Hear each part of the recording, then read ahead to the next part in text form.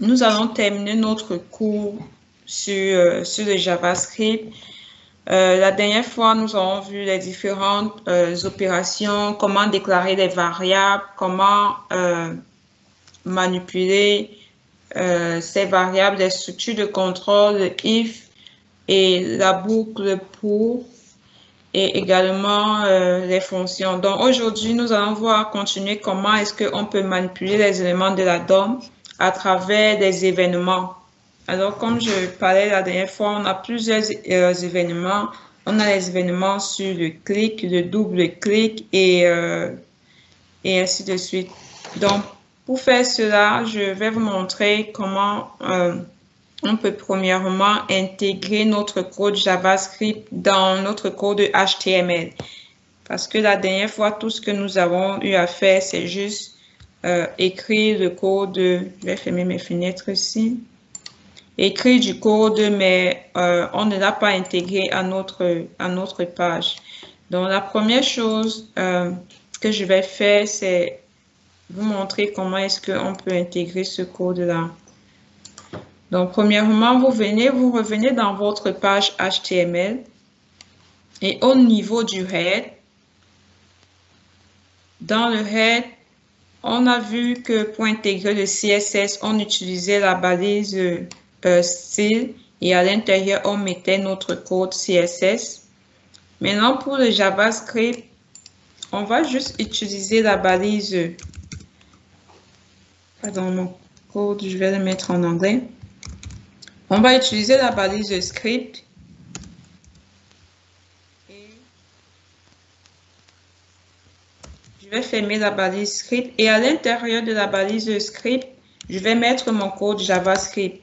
C'est-à-dire, je peux à l'intérieur déclarer une variable A et j'assigne cette valeur à la variable A. Et je peux faire un console.log A et j'enregistre. Voilà par exemple un code JavaScript que j'ai intégré directement dans ma page. Maintenant, je vais exécuter ma page pour voir ce que cela me donne. Je vais fermer ces fenêtres. Je vais ouvrir ma console. Donc, si je lance ma page, vous voyez qu'il y a un qui s'affiche là parce que mon code JavaScript s'est exécuté. Donc, si je reviens dans mon code, je dis, je vais rentrer console.log. Bonjour, je suis dans le code JavaScript.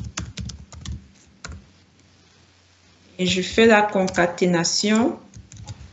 Là, je reviens, je rafraîchis. Vous voyez que la console m'affiche la chaîne de caractères que je suis en train d'afficher ici dans la console. Alors, ça montre que mon code JavaScript s'exécute. Ça, c'est une des manières qu'on peut utiliser pour directement intégrer un code JavaScript dans notre code. Alors, tout comme le code CSS, nous avons vu que nous pouvons intégrer le code CSS en utilisant une balise de style ou alors en utilisant une balise link. Et link permettait de rattacher la source de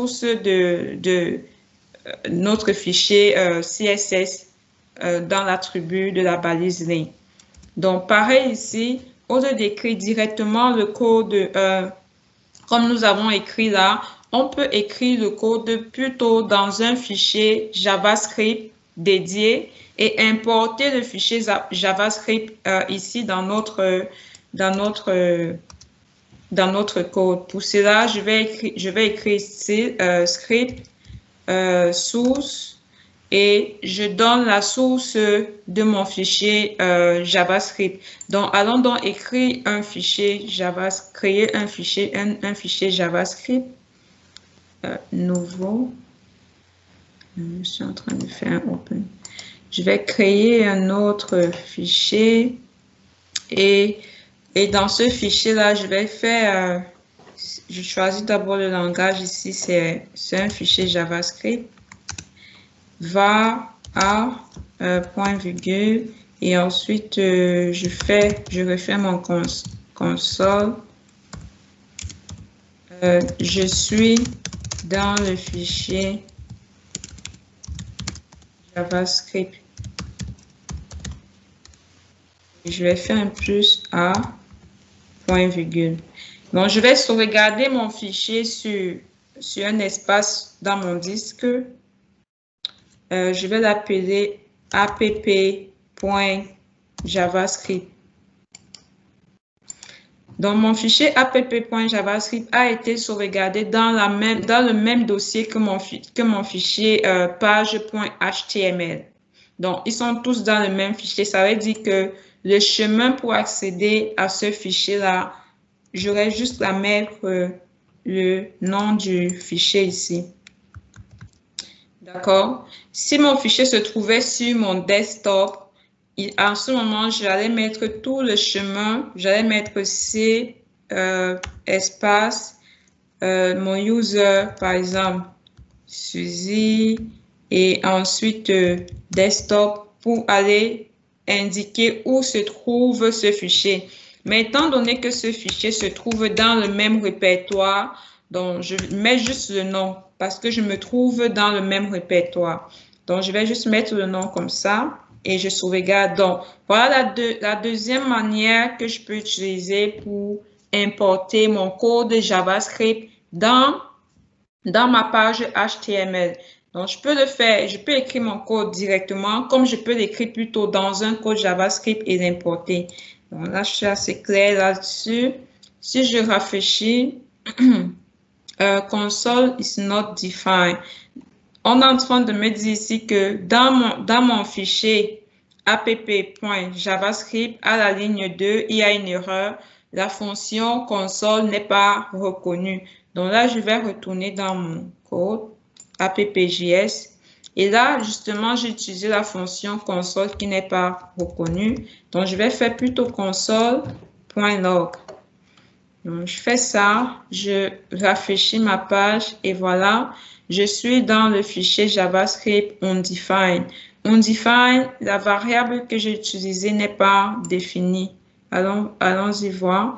Justement, dans la variable, vu que je n'ai pas mis de valeur dans ma variable A, donc A est de type undefined, parce que la seule manière pour que JavaScript reconnaisse une valeur, le type d'une valeur, c'est de l'assigner d'une variable, c'est de l'assigner une valeur. Étant donné que ma variable est vide, donc j'ai donc cette erreur d'undefined.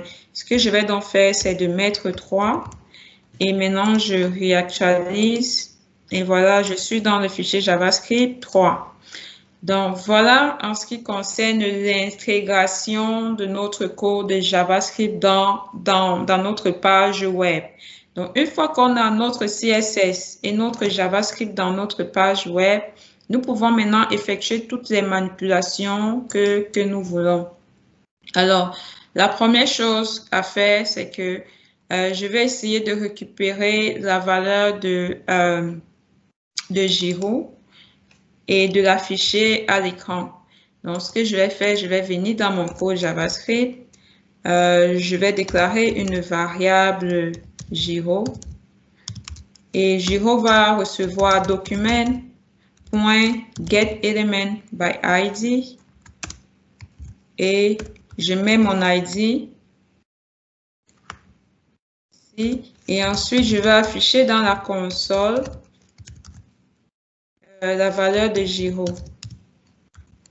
Mais ça va afficher forcément Giro. Donc, si je rafraîchis ça, on me dit que ça retourne nul. Je vais voir pourquoi ça retourne nul. Parce que là, je suis en train de faire document get element by Giro. Je suis en train d'accéder à cet élément-ci. Mais si je veux avoir la valeur qui se retrouve ici dans cette balise, je dois faire point test ou bien point init HTML pour avoir le contenu qui se trouve là entre une balise Donc, entre la balise ouvrante ici et la balise fermante.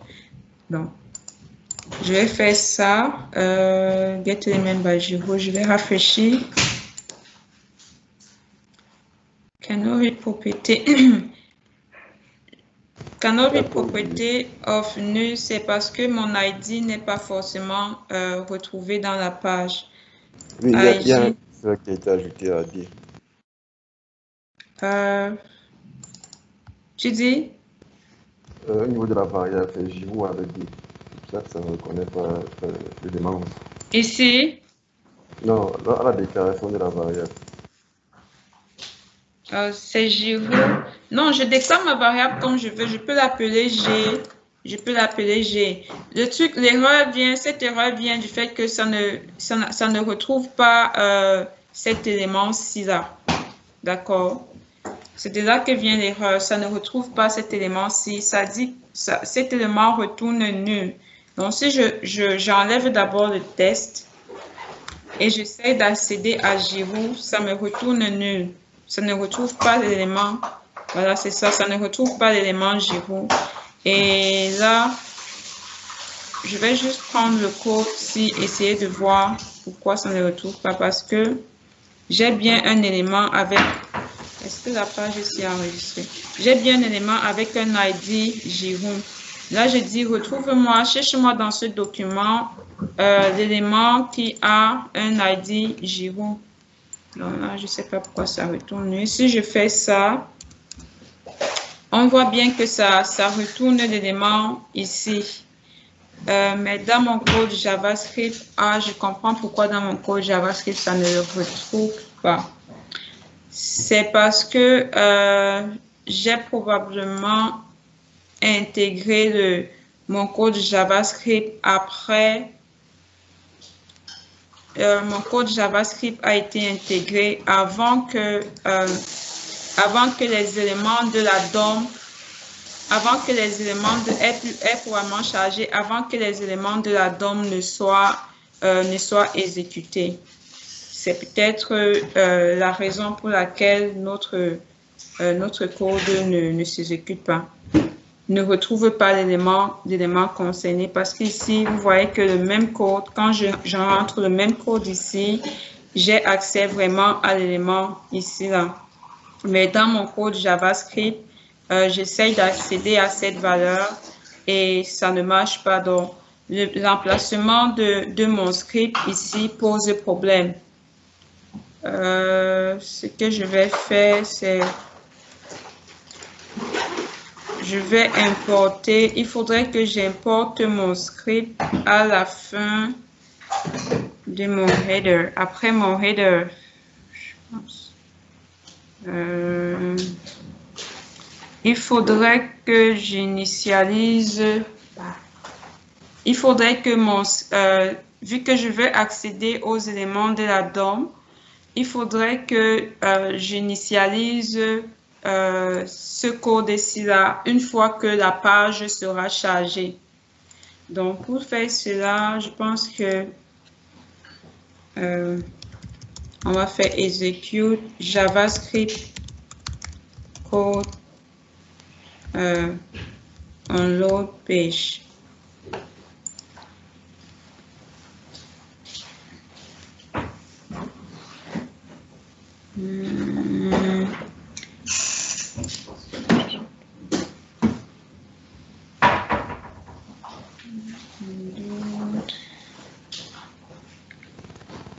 J'avais une question. C'est possible d'insérer ça dans le body? C'est possible d'insérer. Non, le script, je ne peux pas l'insérer dans le body.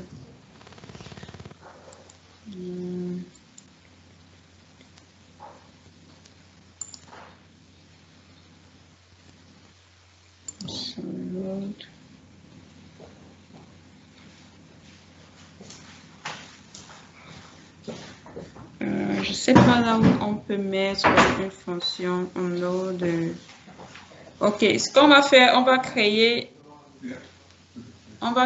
une fonction qu'on va exécuter en node au chargement de la page et on va appeler cette fonction là.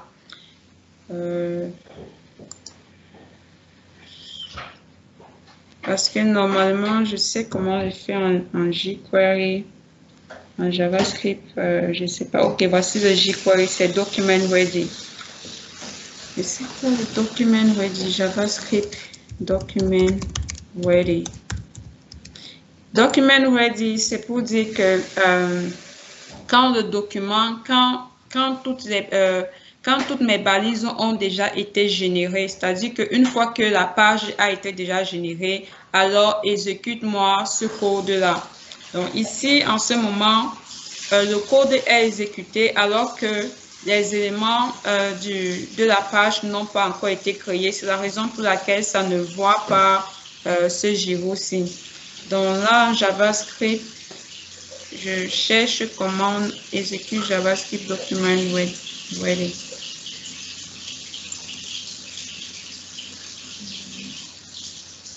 $document ready. Ça, c'est le jQuery, puis JavaScript équivalent.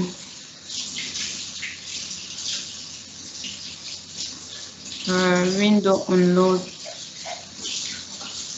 OK, on va utiliser le Window Unload ici pour voir ce que ça donne.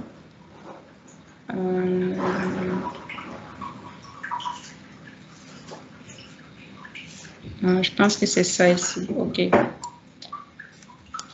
On va utiliser ça pour pouvoir exécuter notre code.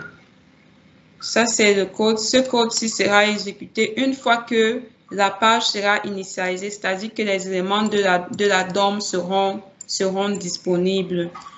Donc, je vais maintenant prendre ça. Je prends mon code ici et je le mets ici à l'intérieur. Je sauvegarde. Je reviens sur ma page ici. J'exécute. J'ai toujours nul. Document. Ça doit s'exposer marcher avec ça.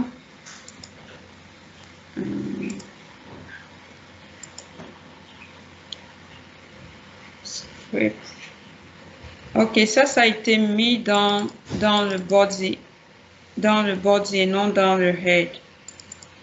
OK, je vais mettre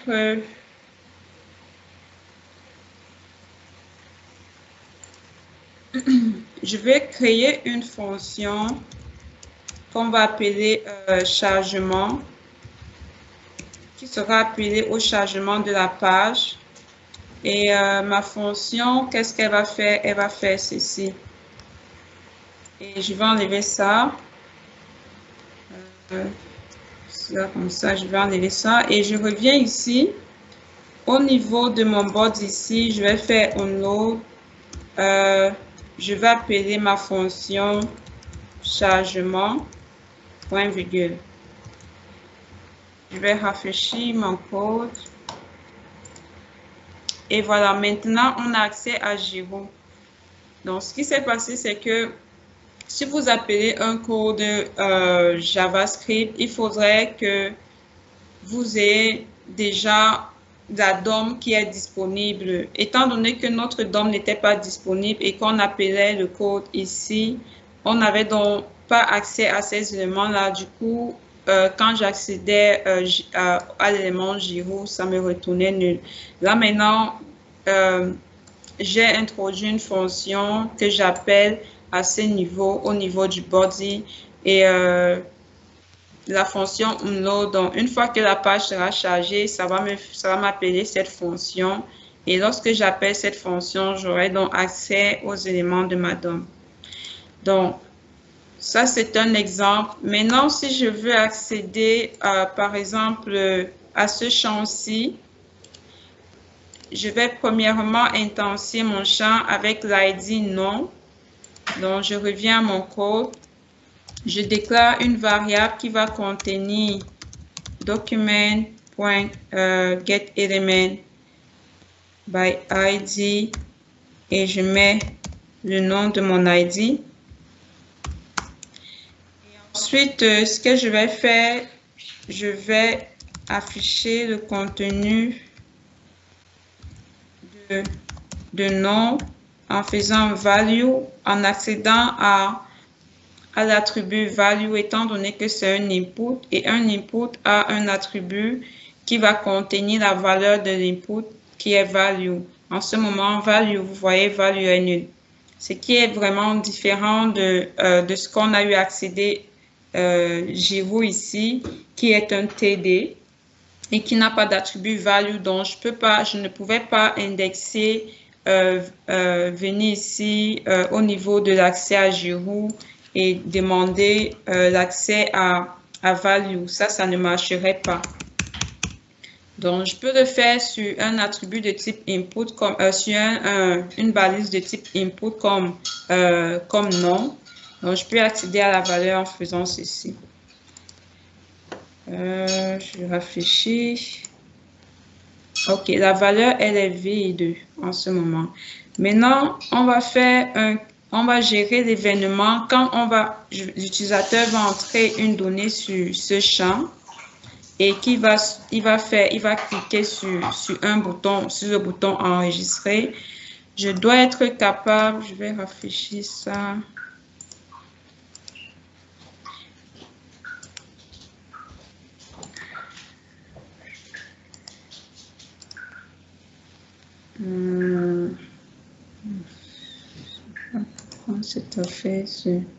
OK, lorsque je vais cliquer sur enregistrer, je dois être capable de récupérer toutes les informations que l'utilisateur a entrées.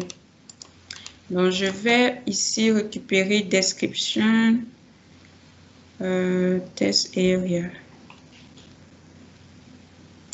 Donc, ça, c'est commentaire. Je vais déclarer une autre variable, commentaire, qui va aller recueillir document.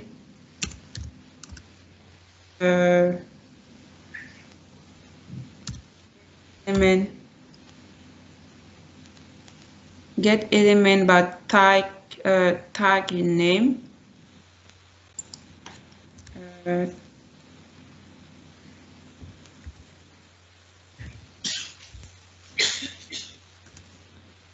Area.text.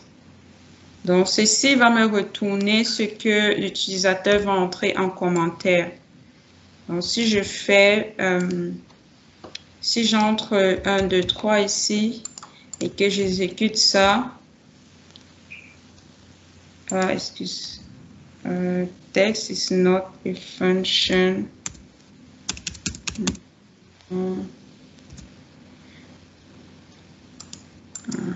Ça me retourne un ensemble, étant donné qu'ici, je ne suis pas en train de pointer sur un ID ou sur un ID, du coup, ça me retourne un array. Pareil, lorsque je pointe sur une classe, ça va me retourner un array. Mais si je connais la position de mon élément dans le tableau, je peux directement indexer l'élément. Donc, je peux faire directement 0 pour avoir... si on avait plusieurs textes area, ici on en a un, donc forcément c'est l'élément à la position 0. Si on en avait plusieurs, ça devrait être compliqué. En ce moment-là, il faudrait plutôt définir un ID ici au niveau de votre text area pour pouvoir accéder directement à ce text area-là. Donc ici, ce que je ferai, je vais mettre juste un ID que je vais appeler commentaire. Je vais enregistrer ça. Donc, si je fais test, je suis supposé recevoir contenu. Text is not a function. OK. Je vais faire tout ça comme ça. Point test. Point HTML. Ça a un value. OK, c'est point value. Dans le test area, point value me retourne la valeur du test area. Maintenant, ça c'est dans le cas où je n'ai pas défini un ID. Si j'ai défini un ID tel que je viens de définir, je vais faire document point get element by ID et entre parenthèses, je mets l'ID que je viens de créer pour mon commentaire. Point value. Bon, là, c'est vide. Je vais entrer ça. Et là, ça me retourne la valeur. Donc, je vais copier ce code-ci et je vais le mettre dans mon code JavaScript pour avoir la valeur de mon commentaire. Ici, je vais faire point value pour avoir la valeur du nom. Maintenant, on va gérer les actions. Comment est-ce que les actions se passent au niveau de votre code? Si je reviens au niveau de mon HTML ici, en cliquant sur le bouton enregistrer. En cliquant sur le bouton enregistrer, je dois être capable de récupérer toutes les saisies que l'utilisateur aura eu à faire au niveau de mon écran ici. Alors pour cela, je vais revenir au niveau de mon code JavaScript et je vais essayer de mettre un listener, attacher un listener sur mon bouton enregistrer. Donc, la première chose, c'est que je dois pointer sur mon bouton. Donc, je fais document get element by ID. Est-ce que c'était un ID ou bien une classe? C'était une classe. Get document by class name. Class name. Là, je mets le nom de ma classe et là, je vais faire add event listener. Donc, à ce bouton, j'attache un événement sur ce bouton. Donc, le bouton sera en écoute sur cet événement que je vais attacher. Alors, c'est quel genre d'événement que je veux écouter sur ce bouton? Il y a plusieurs types d'événements. Là, je peux décider de rattacher l'événement on click, d'accord? Et là, ça prend quoi en paramètre? Ça va prendre une fonction que je vais passer en paramètre quand on va cliquer sur le bouton. Là, je peux appeler ma fonction save. Et je fais ceci, point virgule. Alors, je vais vérifier la syntaxe avec vous. Donc, pour les événements sur un bouton, je vais aller à JavaScript, event listener. Donc, pour attacher un événement à un bouton, premièrement, vous pointez sur l'élément sur lequel vous voulez écouter. Vous voulez écouter les actions qui vont se passer dessus et ensuite vous rajoutez le mot-clé Add Event Listener pour ajouter l'événement à ce bouton-là. Et maintenant, suivez de l'événement en question. Est-ce que c'est un clic? Est-ce que c'est un double clic? Est-ce que c'est un survol? Et ainsi de suite. Donc, par exemple, ici, c'est clic. Et entre parenthèses, la fonction que vous allez appeler quand l'événement va se produire sur le bouton. Donc, je vais réviser ma syntaxe. Ici, c'est plutôt virgule, la fonction que je dois appeler. Et ensuite, je fais maintenant le add event listener. Je vais vérifier si je l'ai bien écrit. Là, je dois donc déclarer ma fonction pour faire la sauvegarde. Donc, je vais faire function save. Je ne prends aucun paramètre. Et ensuite, je vais par exemple utiliser la console juste pour dire qu'on a cliqué sur le bouton. Le bouton de sauvegarde a été activé. Point virgule. Alors, quand on va cliquer sur ce bouton, ça va appeler cette fonction et la fonction, qu'est-ce qu'elle fait? Elle va écrire dans la console ceci. Donc, nous allons tester cette action pour voir comment ça se comporte. Je reviens ici, Get element by class name. Document get element by class name is not a function. Get document by class name add. It's not a function. Il y a une erreur dans mon code JavaScript. Get document by class name. Mon bouton add event listener. Document get element by class name. It's not a function.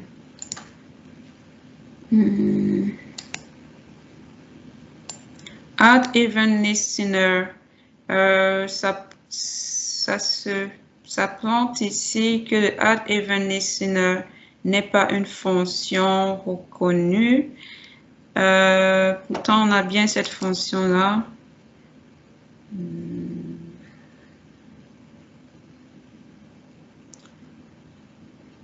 pense bien c'est add event listener. Add event listener. Et je vais juste voir c'est quoi le problème ici.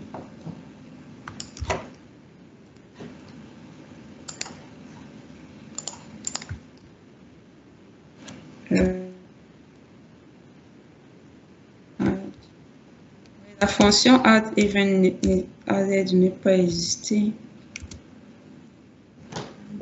C'est bizarre.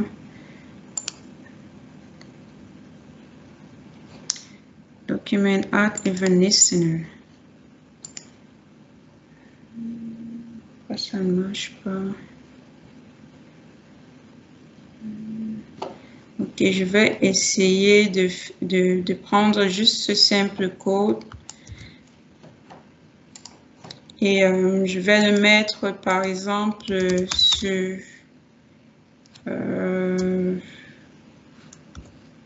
par exemple, dit que si on clique sur un événement, si on clique sur un élément P, je vais enlever les mains ici. Si on clique sur un événement P, je vais rattacher le listener pour un événement de clic. Si on clique dessus, alors ça va faire une alerte. Ça, j'ai rafraîchi ça. P is not defined at chargement.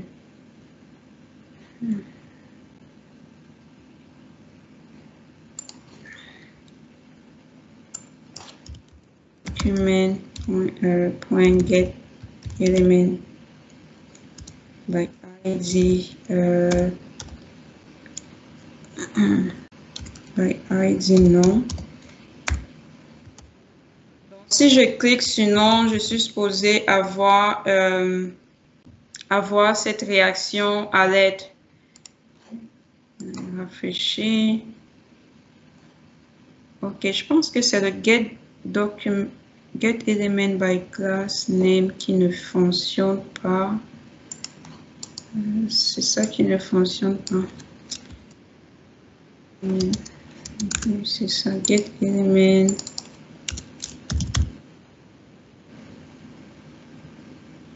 Get element by class name. Pourquoi ça ne fonctionne pas? Get element by class name.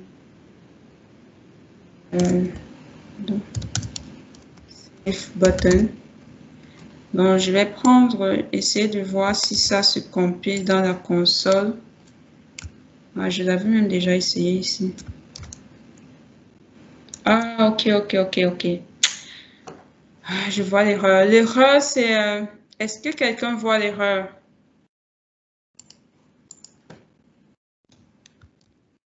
Est-ce que quelqu'un voit l'erreur ici?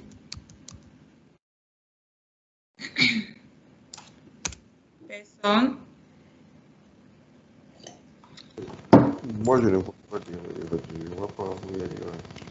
Ben, le problème avec les classes, en fait, comme je vous ai dit, les classes permettent de définir plus un ensemble d'éléments. Donc, quand on définit une classe comme ça, là, on s'attend à retourner, on s'attend à voir au moins au moins, on s'attend à avoir un ou plusieurs éléments qui ont la même classe, alors que l'ID, c'est un et un seul élément. Donc, quand je fais un get document by class name, ça me retourne un array, ça me retourne un tableau de tous les éléments qui ont cette classe-là. Donc, ça va toujours retourner un tableau. Du coup, quand ça retourne un tableau, et je suis en train d'ajouter un événement listener sur ce tableau-là, du coup, ça plante. Parce que ce n'est pas supposé écouter sur un tableau, mais sur un élément. Donc, pour que ça marche, il fallait que je pointe sur l'élément 0, par exemple, pour dire que, OK, le premier bouton que tu vas retrouver avec la classe Save Button, attache cet événement dessus. Là, maintenant, je pense que ça va marcher. C'est ça qui plantait. Actualiser normalement. Donc là, l'action a été faite, a été attachée à ce bouton-là. Donc, si je clique sur mon bouton, ça va m'afficher dans la console que j'ai cliqué dessus.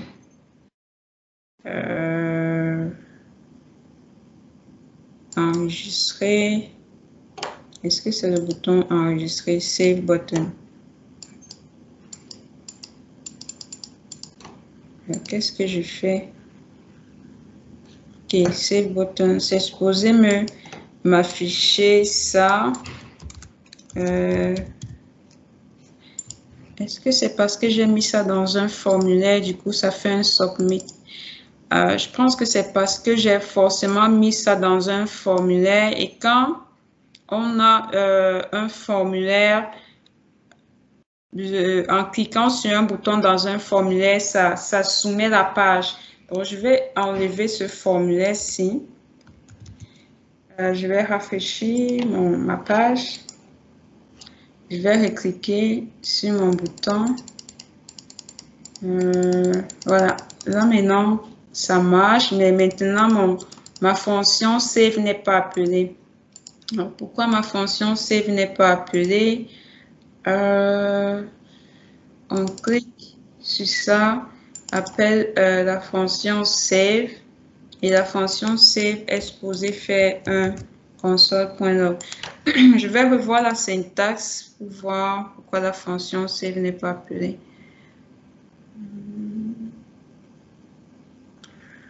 C'est la même chose. J'appelle ma fonction ici. On clique.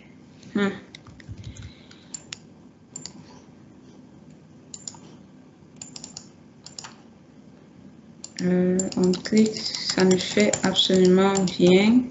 Ok. Je vais voir avec un alerte.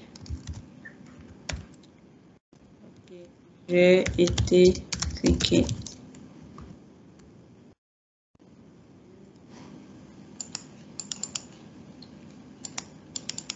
Non, ça ne marche pas toujours. Est-ce qu'il ne va pas là? Est-ce qu'il y a deux boutons Save ici? Et je suis en train de cliquer sur bouton Save, bouton Save. Il y en a deux en plus. Bon, je vais appeler ça Save. Est-ce qu'il y a une autre classe? Je vais appeler ça Save et je vais venir ici, je vais appeler ça Save. Ah non, incroyable. Je vais plutôt laisser ça comme ça. Je vais changer au niveau de Save ici.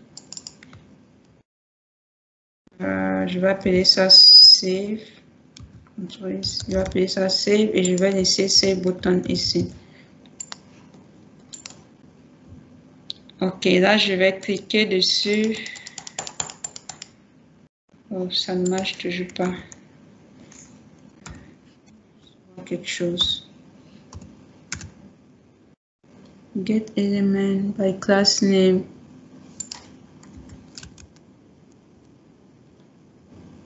Save button.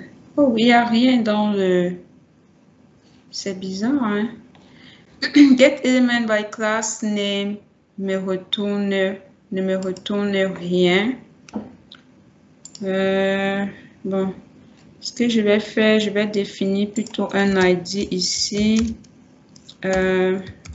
Mon ID sera Save Button. Je vais sauvegarder. Je reviens ici. Get element by ID. By ID. Et mon ID s'appelle Save Button. Je vais enlever ça. Add listener. Je rafraîchis. Get element by ID. Je dois enlever le S qu'il y a ici. Je rafraîchis. Et je fais ça. Ah, ça ne marche pas. Je vais revenir. Document get element by ID save button. Ok, ça me retourne vraiment ce bouton. Et là, j'attache un événement, on clique qui appelle cette fonction. Ça, je ne sais pas pourquoi ça ne marche pas.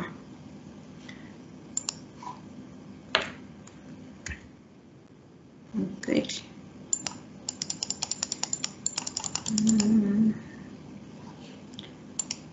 Pourquoi est-ce que ça ne marche pas? Save button add event listener.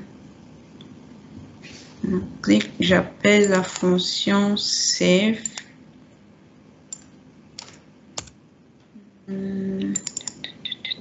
C'est bizarre, ok. Ce que je vais faire, je vais plutôt définir ma fonction ici à l'intérieur pour voir. On clique, j'appelle, je vais enlever ça. J'ouvre ça, j'ouvre ça. Non, ça c'est correct. Et je vais faire la console ici. On clique function, j'ouvre ma fonction, je fais ça, je fais ma fonction et je ferme ici. Donc je dois enlever ça. Ok, là pourquoi ça ne marche pas?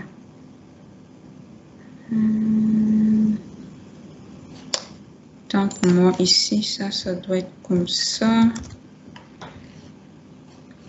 Ok, là je rafraîchis. Donc on peut directement mettre le nom de la fonction à ce niveau, comme on peut déclarer la fonction à ce niveau directement comme j'ai déclaré là. J'ai l'impression que ça n'appelait pas la fonction. Ok, même jusque là, ça n'appelle pas ma fonction.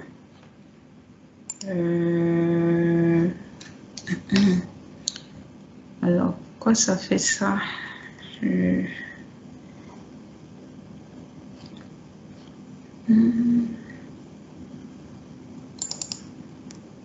Event listener, on clique function console.log.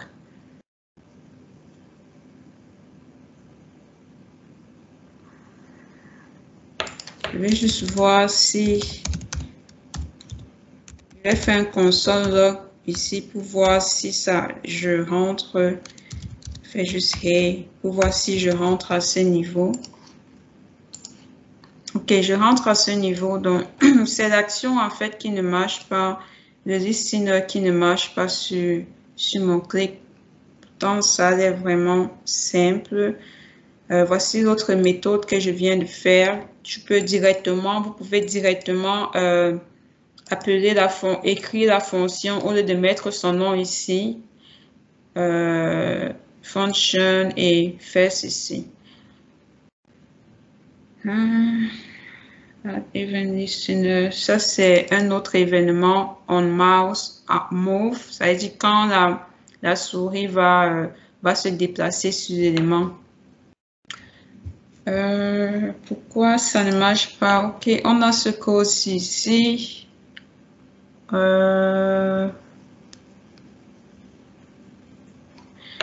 Je vais juste copier le code ci, essayer de créer une autre page et l'exécuter pour voir. Donc ça c'est une page HTML.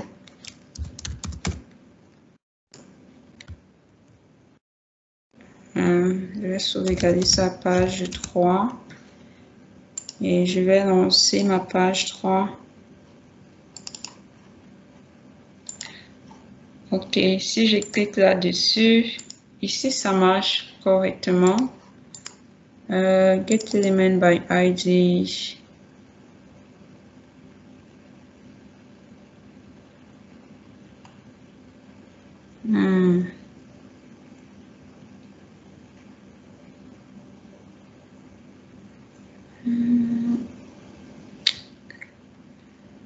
Est-ce que c'est parce que mon script, je l'ai placé à la mauvaise.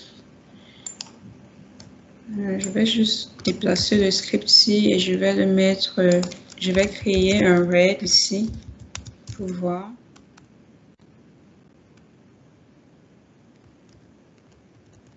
Je vais réexécuter. Script red. Je vais réexécuter pour voir. Ah, je pense que c'est ça le problème. Je pense que mon script, je n'ai pas bien intégré dans ma page HTML. Ok. On va enlever ça ici.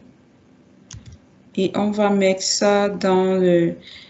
C'est bizarre parce que normalement, j'ai appelé une fonction onload ici qui intégrait le truc dans la DOM. On va appeler notre script une fois que la DOM sera chargée. Donc, je vais revenir dans ma page ici et je vais faire ça. What?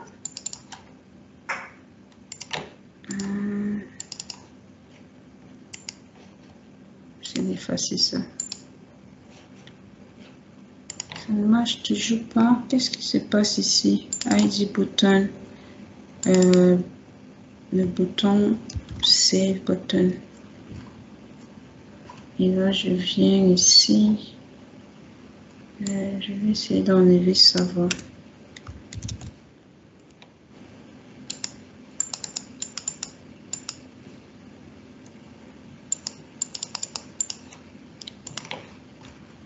Je ne sais pas si vous voyez, mais moi, je ne vois vraiment pas où se trouve l'erreur.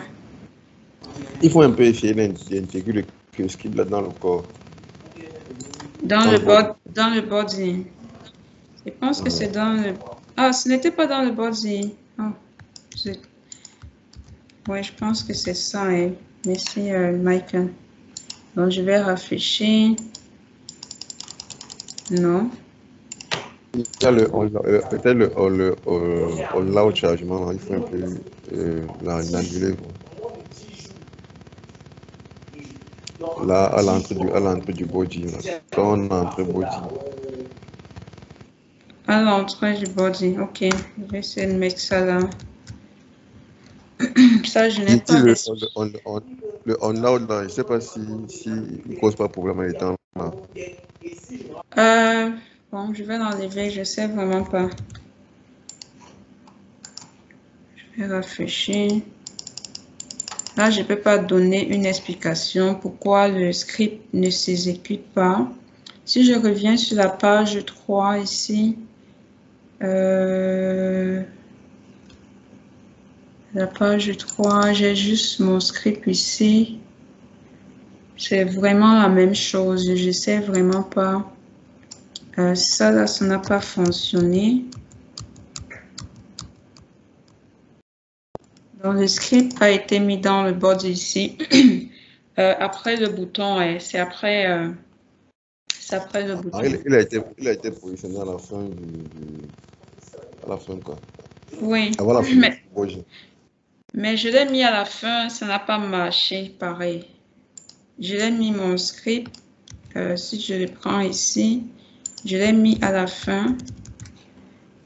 Ça n'a pas marché et ça ne génère pas une erreur.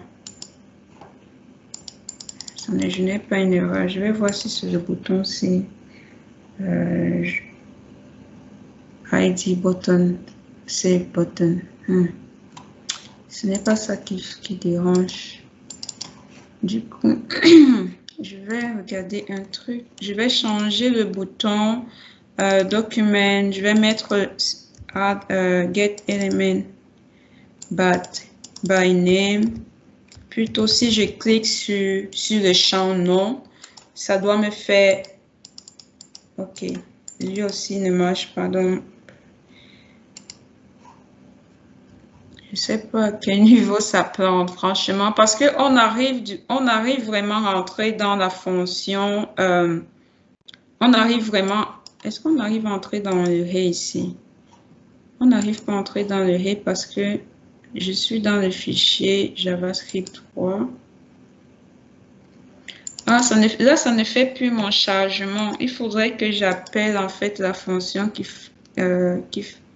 exécute le chargement là.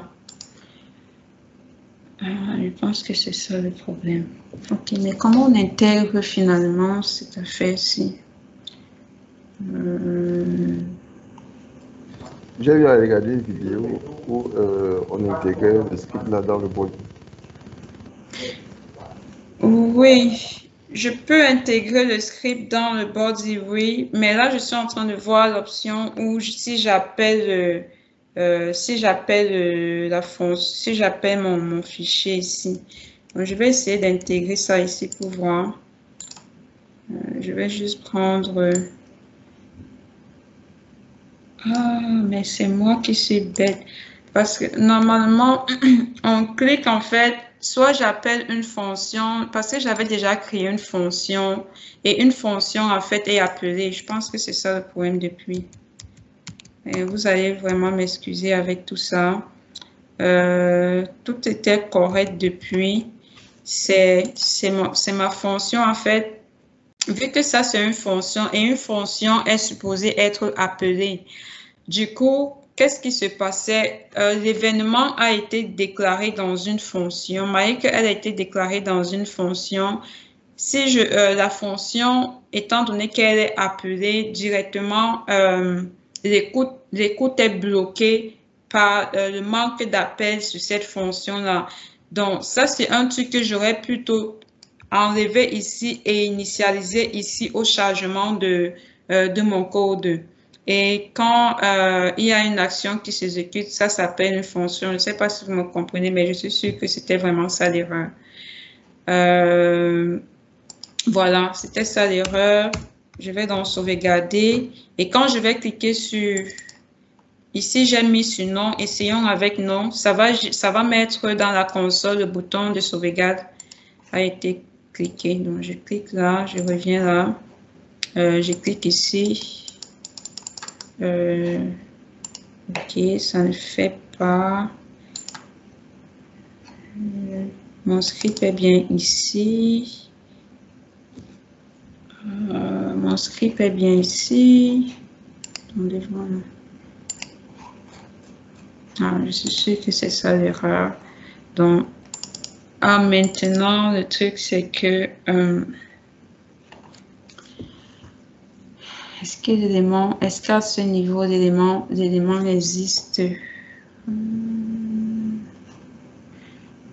Bon, là, là, c'est que je...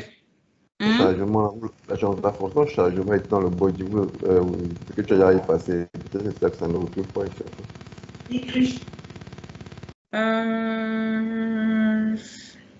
Je dirais non, parce que en fait, comment ça fonctionne? Quand on arrive, on lance tout ce code HTML-ci et ensuite notre script est chargé. Donc là maintenant vu que j'ai mis mon script à la fin, c'est supposé, les éléments de la DOM sont supposés déjà exister. Mais ce qui se passe en ce moment, vu que j'ai mis mon script à la fin, ça veut dire que les éléments de ma DOM n'existent pas. Du coup, l'écoute que je suis en train de mettre sur cet élément est nulle parce que ça essaie de retrouver l'élément non. Ça ne trouve pas l'élément non. Donc, la fonction chargement en elle-même ne fait pas le truc, quoi. Je vais juste faire la même chose ici, mais je ne peux pas donner une explication à ça. Donc, on va prendre notre script et on va le mettre juste après le bouton. Je vais prendre ceci, tout le script, et je vais le mettre ici. Ici, je vais enlever Je vais enlever ça. Et voilà. Là, je vais réactualiser. J'ai pas l'impression que ça va marcher. Ah là, je sais pas pourquoi. Je ne sais pas pourquoi ça ne marche pas. C'est vraiment bizarre. C'est vraiment bizarre parce que ce que je fais ici, c'est la même chose. Ok, normalement, en principe, c'est ça. Vous chargez votre script et voilà, vous voyez qu'on a des problèmes par rapport à quand est-ce que vous devez intégrer votre code de JavaScript dans le HTML. Mais c'est normalement, vous devez l'intégrer après que les éléments de la DOM sont disponibles. Ça va vous permettre comme ça de pouvoir manipuler les éléments de votre DOM. Tel que nous voyons ici. Là, si je prends par exemple ce code-ci marche, d'accord? On l'a vu ici, si j'exécute la page et que je clique ici, ça marche. Maintenant, si je prends le code, le script-ci et que je mets ça avant, mon code ne va pas fonctionner. Pourquoi? Parce que ici, vous êtes en train d'accéder à l'élément mon ID MyButtonC qui n'existe pas encore. Donc là, on va essayer d'attacher un événement à un élément nul. Et ça va, donc il n'y aura pas d'écoute sur le bouton. Et quand maintenant ensuite les éléments seront chargés, vous allez cliquer dessus, rien ne va se passer. Donc là, si je clique dessus, vous voyez que rien ne se passe. Donc, il faudrait faire attention à quand est-ce que vous placez. C'est bien que ce problème soit, qu'on a rencontré ce problème, parce que là, c'est en train de nous montrer comment est-ce que et quand est-ce qu'on doit intégrer notre code de JavaScript dans le document. Du coup, concernant mon propre code, j'ai juste pris également mon code JavaScript que j'ai mis juste après que les éléments soient chargés. Et ça n'a pas l'air de s'exécuter. Ce que je vais faire, je vais prendre juste ce code-ci et on va essayer de travailler dessus. Je n'arrive pas à déboguer le mien. Donc, ici, je vais créer des inputs. On va appeler ça input type test. La valeur est nulle. Ici, je vais mettre devant, ça c'est un nom. Et ensuite, j'ai un BR. Et après le BR, j'ai un prénom. J'ai un prénom et j'ai un autre BR. Ici, je vais prendre mon bouton-ci, je vais le mettre en bas et je vais mettre ici sauvegarde.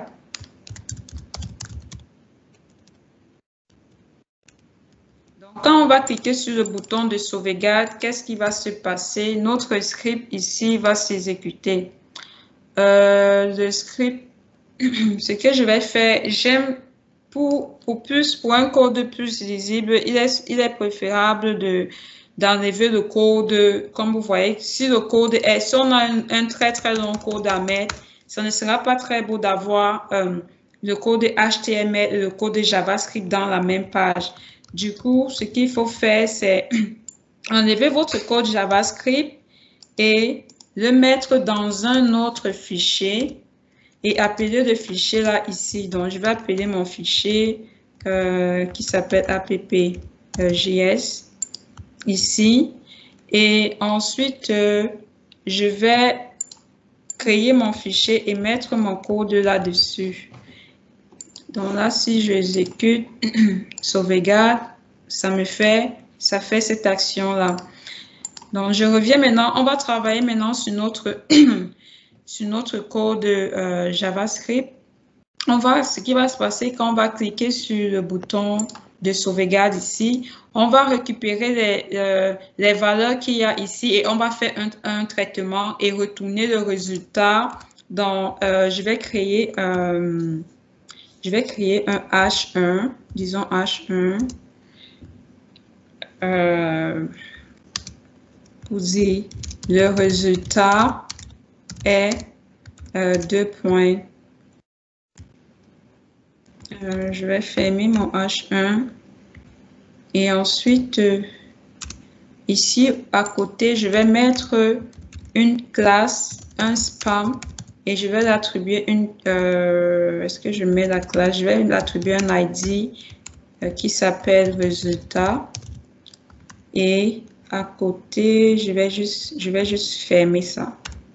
OK, donc voici ce qui va se passer. Quand je vais cliquer sur mon bouton de sauvegarde, je vais récupérer les valeurs qu'il y a dans nom et prénom et je vais afficher le résultat ici. Donc, à la place du nom, disons plutôt que c'est nombre 1 et ici c'est nombre 2. Et je vais donner des ID. Nombre 1 à cet ID et nombre 2 à cet ID. Donc, revenons maintenant sur notre code JavaScript. Je vais mettre un événement, attacher un événement à mon bouton de sauvegarde. Donc, je vais appeler ça save. Je reviens ici. J'appelle ça save. Je vais attacher un événement.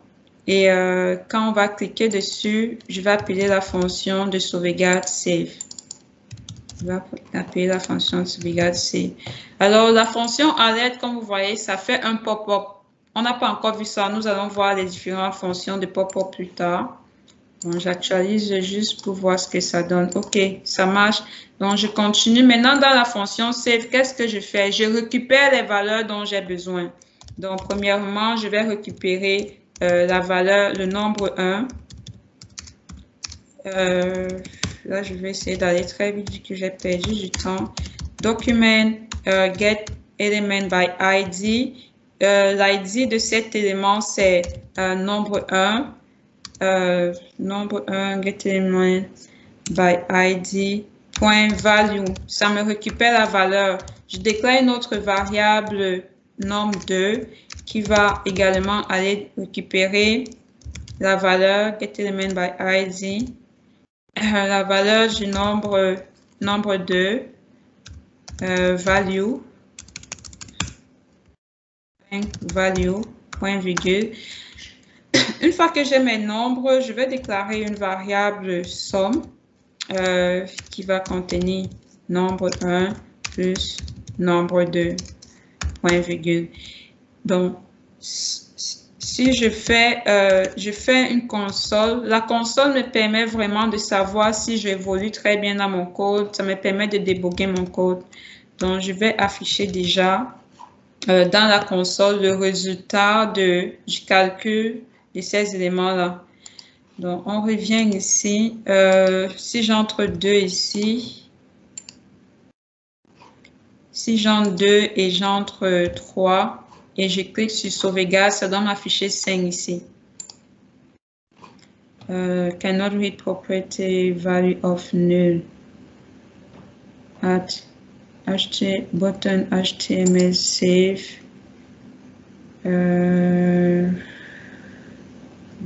Document get element by ID number.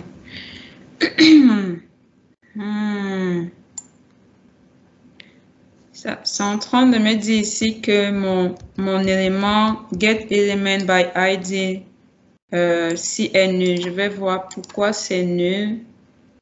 Je vais retourner dans mon code de HTML.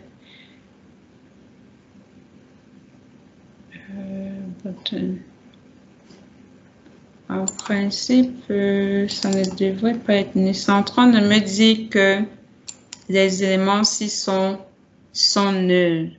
Donc, ça revient à peu près au même problème que j'avais tout à l'heure. Si je fais console.log, j'essaye d'accéder à ces éléments-là. Je vais voir ce que ça s'affiche. Apparemment, ça affiche, c'est en train d'afficher nul.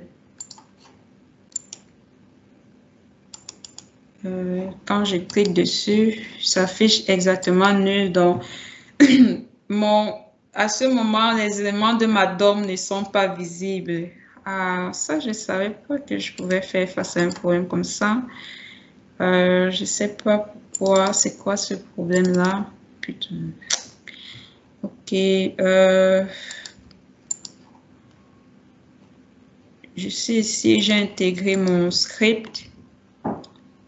Et les éléments-ci ne sont pas dans la DOM. C'est bizarre, vraiment bizarre. Ici, là, si je fais ça, get element by ID nombre. Nombre, c'est nombre est nul. Input. ID nombre 1. Qu'est-ce que je faisais ici? Nombre avec E. Je pense que c'est peut-être ça. Nombre. Okay. Je reviens ici. Nombre. Ici, je vais essayer pour voir. Je rafraîchis. Je fais sauvegarde. Ok, là, ça me pointe, ça me donne l'élément. Donc, ça accès à l'élément. Je vais enlever ça. Je rafraîchis. 1 et 2. Sauvegarde. Donc, vous voyez que ça a réussi à faire le calcul. Maintenant, étant donné que JavaScript voit tout comme étant des chaînes de caractères, donc quand ça récupère une valeur qui vient d'un input comme ça voit cette valeur comme étant une chaîne de caractères. J'ai fait la somme du même nombre. Pourquoi ça a retourné 11?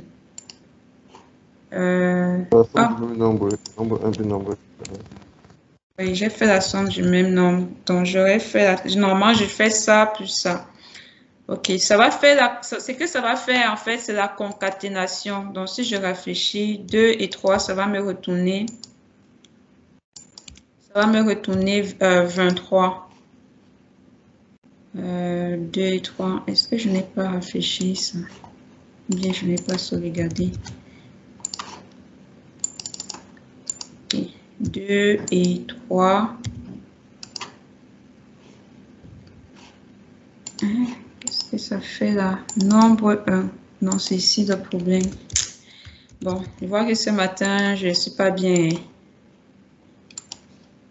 2 et 3. Ça va me donner 23. Donc, du coup, ici, qu'est-ce qu'il faut faire pour que, étant donné que si nous, on suppose qu'on est en train de manipuler des entiers, il faudra utiliser la fonction, la fonction toNumber. Je ne sais pas si c'est toNumber. Non. Ça doit être dans toNumber. Pas ici.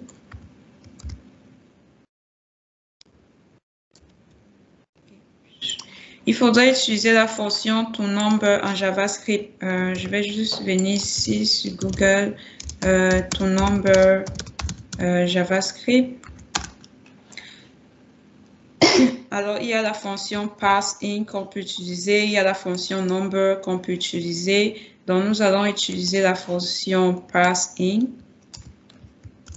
Donc, pour transformer, parseIn va me retourner la valeur numérique de ce nombre. Pareil pour ce nombre-ci.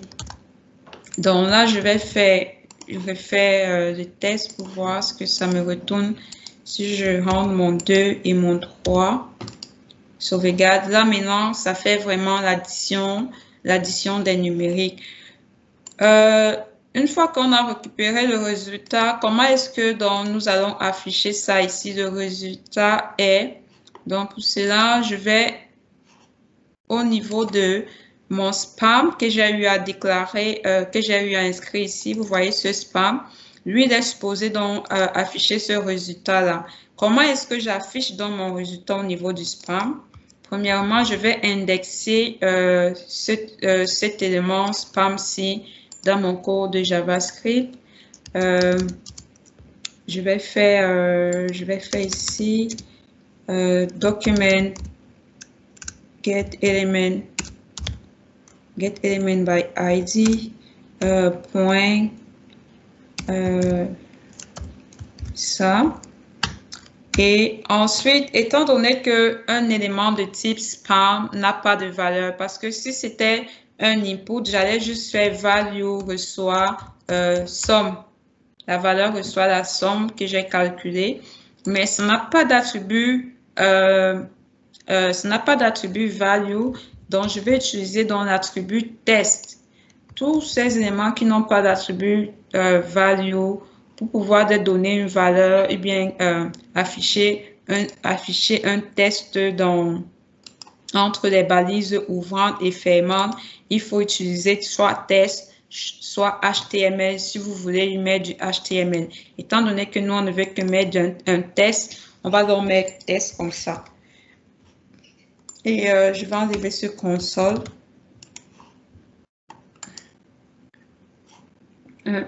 Unexpected end of input. Il y a une erreur dans mon code.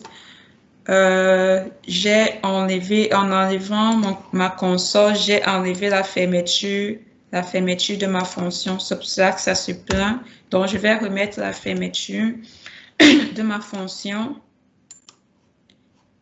OK. Là, je vais rentrer mon 2, je vais rentrer mon 3 ici. Je vais cliquer sur sauvegarde. OK, ça ne m'affiche pas mon résultat dans mon spam. On va voir pourquoi. Ici, je fais getElementById résultat, test reçoit somme. Pourquoi ça n'affiche pas ça ici?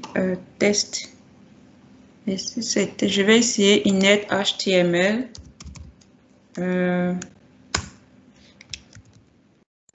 C'est ça le problème. 2, 3. OK, vous voyez que ça a affiché, ça m'a affiché le résultat ici au niveau de spam. Si j'inspecte ça, vous voyez que mon spam contient entre la balise fermante et ouvrante, il y a le 5 qui s'est inséré là. Maintenant, mon bouton, il a disparu. Est-ce que j'ai fait un hide? Je n'ai pas fait un hide, du coup. Je vais aller dans mon HTML pour voir pourquoi mon bouton disparaît. Le bouton ici, je ne sais pas pourquoi le bouton disparaît. Je vais essayer de faire ceci.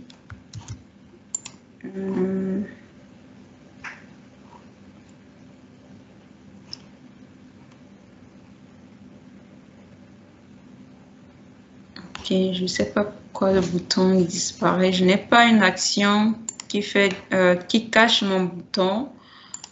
Est-ce que je mets le H1, je fais ça, je fais mon spam. Je reviens dans mon code de JavaScript ici. GetDocument. Ok, je vais essayer ça pour voir. Là, j'ai 1, là, j'ai 3. Sauvegarde. Ok, ça fait. Je pense que c'est parce que j'avais utilisé une balise qui fermait directement ici. La balise, j'avais utilisé une balise qui fermait directement ici.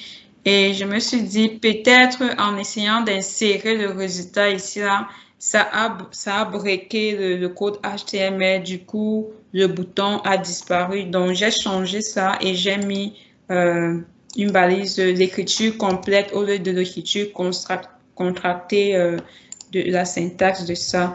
Donc, du coup, là, ça marche correctement. Et maintenant, je n'ai pas fait de code HTML ou bien CSS pour mettre ça sur une même ligne.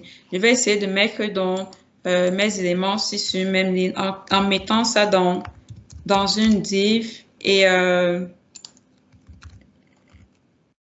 vais mettre ça dans une div, autant pour moi, et je vais essayer d'appliquer je peux directement appliquer mon style sur une div comme ceci. Display flex. Je peux faire display inline flex. Et ici, c'est une autre div. Je vais faire CTRL Shift Format. CTRL Shift Format. CTRL Alt Format. C'est pour formater format document. OK. Là, j'ai ma div ici. Je vais enlever ça et je vais créer une autre div. Ça, c'est juste pour rendre mon code de ma page un peu plus esthétique. Le div inline flex fait quoi? Ça prend deux divs et ça les aligne, ça les met sur la même ligne. Vous voyez que mon H1 s'est mis ici et mon spam est allé automatiquement un spam pas à la ligne.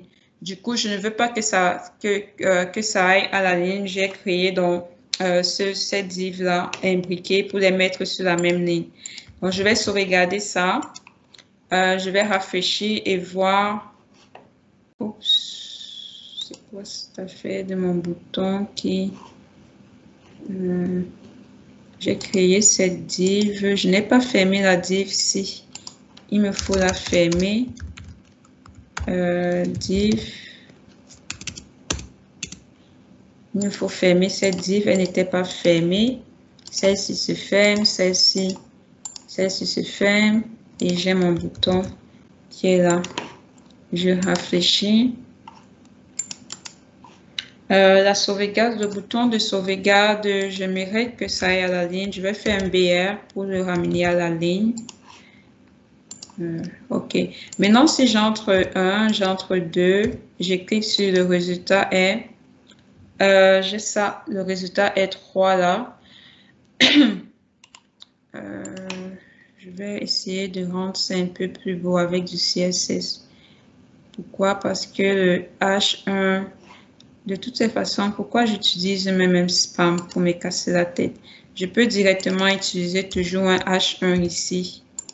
Comme ça, le résultat et le truc seront... et le bouton, je vais le mettre directement ici en haut. Je rafraîchis ça et je vais faire un BR ici. Je rafraîchis ça. Le résultat. Bon, là, ça me donne maintenant la même écriture. Le résultat est 3. Donc, voilà un peu comment est-ce que vous allez manipuler les éléments quand on va cliquer. Quand je clique, je récupère. Qu'est-ce qui se passe? Je peux récupérer les valeurs. Je sauvegarde en arrière. Je sauvegarde dans des variables que j'ai créées. Et pour afficher sur mon tableau, je déclare une zone. Je déclare une zone comme ceci qui va contenir le résultat et j'utilise le init HTML ou bien le init test pour afficher le résultat à l'intérieur. Ici, j'ai utilisé init HTML, mais je suppose qu'on aurait pu utiliser un init test. Si je rafraîchis ça, OK, ça nous donne le même résultat. Sauf qu'avec le init HTML, je peux intégrer carrément du HTML à l'intérieur. Donc, voilà en ce qui concerne donc comment est-ce que vous pouvez récupérer les valeurs de votre page web et les afficher, les manipuler. Vous pouvez aller plus loin en faisant des validations, en validant que l'utilisateur ne peut qu'entrer un nombre ici. Parce que si j'entre une chaîne comme ça, là, ça ne marche pas. Donc, du coup, pour faire ces validations-là, je pense qu'on utilise un truc comme attribut number ou bien vous pouvez valider avant l'entrée de l'utilisateur. Donc, comment est-ce que je peux faire ça?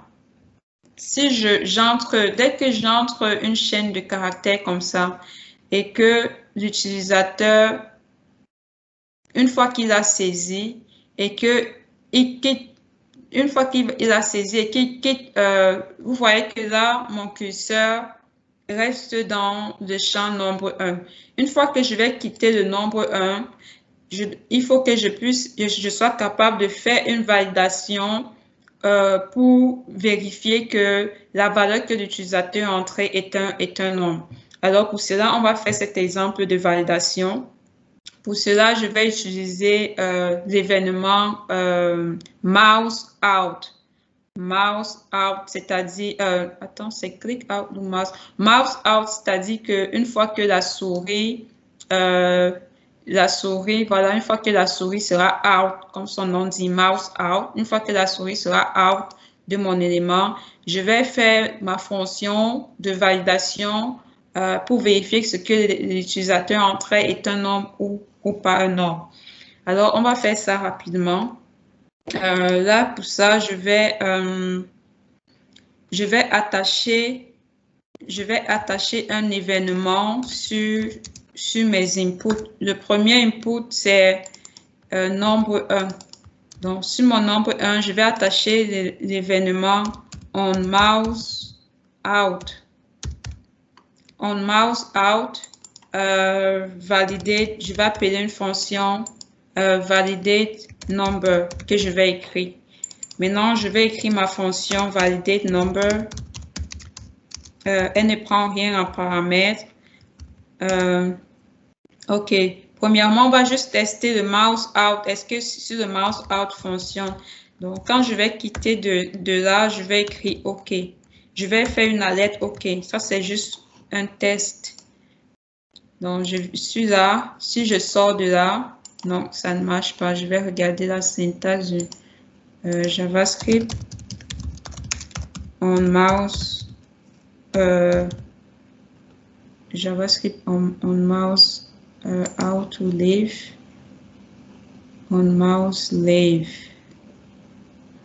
Est-ce que c'est OnMouse leave ou mouse out? Mouse leave. Is similar to onMouse out. Je pense bien que j'ai bien écrit ça. OnMouse out. OnMouse out, ok. JavaScript. OnMouse. Oui, OnMouse out. Get document element by number 1. Add event onMouse out. OK. Là, pourquoi ça ne marche pas?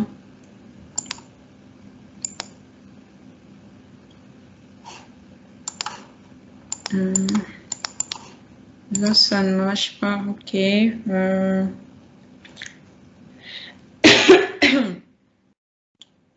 JavaScript add event. Out, c'est mouse out, ce n'est pas on. OK, il y a différents syntaxes. Si vous utilisez le add event listener, vous enlevez le on. Donc, c'est le on mouse out, c'est le mouse out. Mais si vous utilisez cette syntaxe-ci, vous devez mettre le on. Donc, je vais essayer ça. Je vais enlever le on. Et je vais rafraîchir ma page. OK. Là, je fais ça. Vous voyez qu'une fois que je quitte, là, je viens sur mon truc. Tant que je suis là, il n'y a pas de problème avec ma souris. Tant que je suis là, il n'y a pas de problème. Mais une fois que je vais quitter de cette zone-là, ça va générer l'alerte. Et voilà, ça génère l'alerte. Cette fonction-là, ça s'exécute en page load. Je n'aimerais pas que ça. OK, voilà. Donc, c'est pas en fait l'événement que je voulais utiliser. L'événement que je voulais utiliser, c'est lorsque je suis ici, j'entre mes données. Une fois que je suis à l'extérieur, parfait, je vais utiliser celle-ci, mais je voulais utiliser l'événement une fois que je suis à l'extérieur et que je clique quelque part. Là, ça me génère l'erreur. Donc, on va garder cet événement-ci. On mouse out, qu'est-ce que je vais faire? Au lieu de faire ceci, je vais essayer maintenant de valider la valeur qui a été entrée par l'utilisateur. Et pour cela, je vais créer une variable qui s'appelle val et je vais faire 10. Alors, 10, c'est quoi ici? Étant donné que je suis dans un événement et un événement a lieu sur un élément, quand je fais 10, je suis en train d'indexer ces éléments-là. Donc, au lieu encore de venir essayer de faire $getElementNumber, point valeur pour avoir la valeur, je fais une fois 10 pour indexer l'élément parce que je suis déjà sur l'élément en question. Donc, si j'ai fait 10 value comme ça va me retourner la valeur de l'élément. Donc, essayons de voir ce que ça fait. Je rafraîchis ça. J'entre, par exemple, je vais aller dans la console pour voir ce que ça va afficher. J'entre ici. J'entre 2. Une fois que je sors de là, vous voyez que 1 a été affiché. Donc, si j'entre 4, une fois que je sors de là, vous voyez que 4 a été affiché. C'est ce que je suis en train de faire ici. Donc, là, maintenant, je vais tester si val égale au vide, c'est-à-dire que je n'ai entré aucune valeur. Je peux afficher un message d'erreur à l'utilisateur. Je fais un alerte. S'il vous plaît, entrez une donnée. Point virgule. Alors, on va faire cette validation pour voir ce que ça donne. Choisir. Là, je suis dessus et je sors sans rentrer quelque chose. Donc là, j'ai cette validation qui me dit, s'il vous plaît, entrez une donnée. Donc, ça, c'est la validation si l'utilisateur entre nul. Sinon, s'il n'a pas rentré nul, mais il a entré, on peut tester s'il a entré une valeur négative ou bien s'il a entré une valeur positive. Mais pour cela, étant donné qu'on manipule des nombres, il faut au préalable utiliser la fonction passIn qui va transformer l'élément en entier. Et une fois que c'est transformé en entier, vous regardez si c'est supérieur à 0 ou si c'est inférieur à 0, alors vous lui demandez d'entrer un nombre négatif. Nous sommes juste en train de faire des exercices pour voir comment est-ce qu'on peut manipuler du JavaScript. Donc ici, je n'ai pas besoin de vérifier si le nombre est négatif ou positif. Par contre, j'ai besoin de vérifier s'il a entré une donnée ou alors s'il a entré un nombre. Donc, comment tester qu'il a entré un nombre? Je vais juste faire type of. Sinon, vu qu'il y a une condition, je dois utiliser le else if. Je dois utiliser le else if type of val. Si le type de val est différent de number. Si le type de val est différent de number, alors vous allez afficher une alerte. Veuillez entrer un nombre.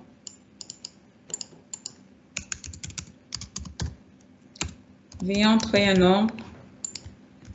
Là, ça, je rafraîchis.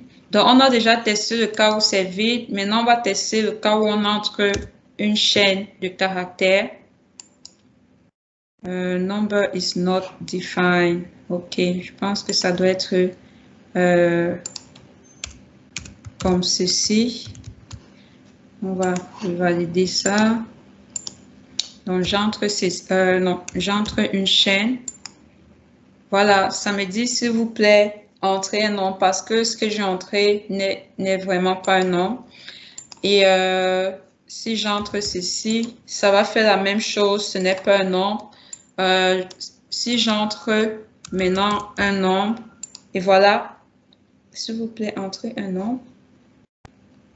Je vais voir pourquoi ça met que ceci n'est pas un nombre. Type of. La valeur, si la valeur ici, type of val,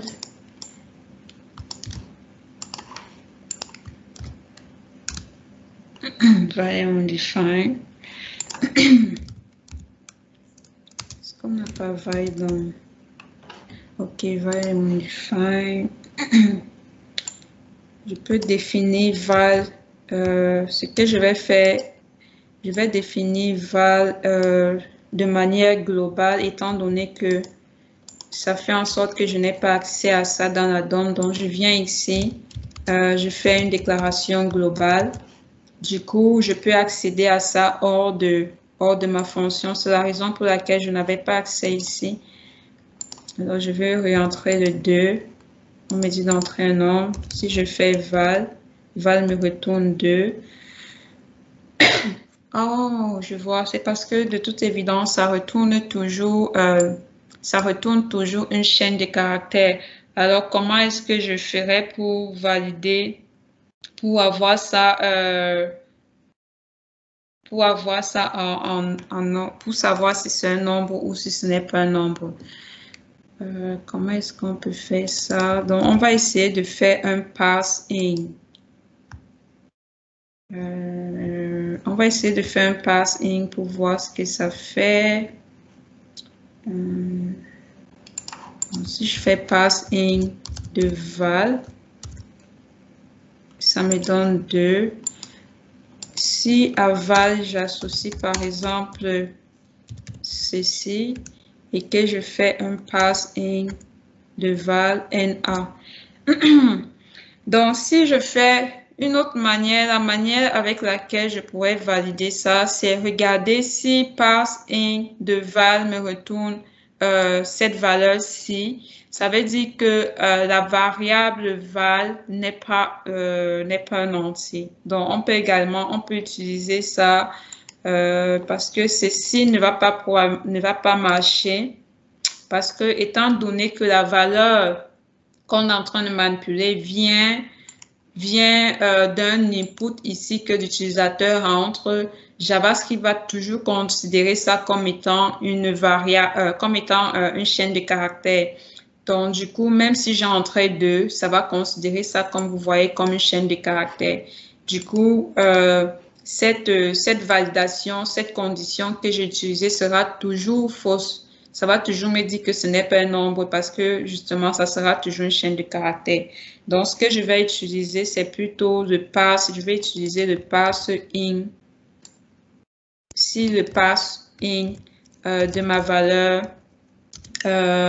égale à NA, alors ça veut dire que je n'ai pas un nombre en ce moment-là. On va refaire notre validation. Si j'ai un W, left assign, si pass-in, non, ici, là, c'est égal. Parce que là, c'était l'opération d'affectation que j'avais mis, mais c'est égal que je dois, double égal que je dois mettre là. Maintenant, si j'entre ça, this example use add listener method to execute a function when a user click on the button. Là, ça n'a pas généré d'erreur. Pourquoi ça n'a pas généré d'erreur?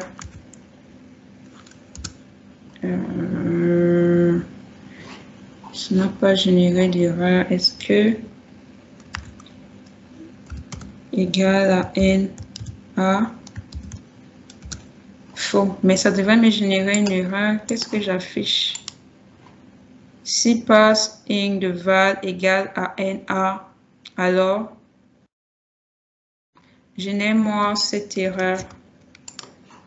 Oh, là, ça m'est faux que ce n'est pas égal à NA. C'est bizarre. Bon, si passing égal à ça. Quoi?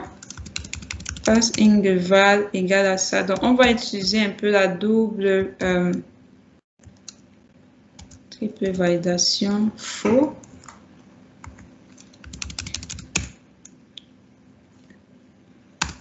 Passing de val égale à NA. Maintenant, j'aimerais savoir, est-ce que passing de val égale...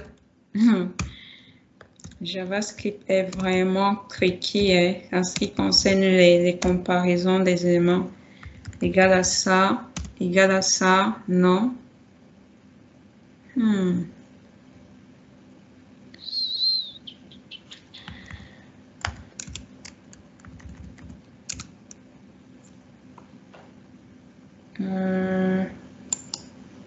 Ok, compare JavaScript. Check if value equal NA.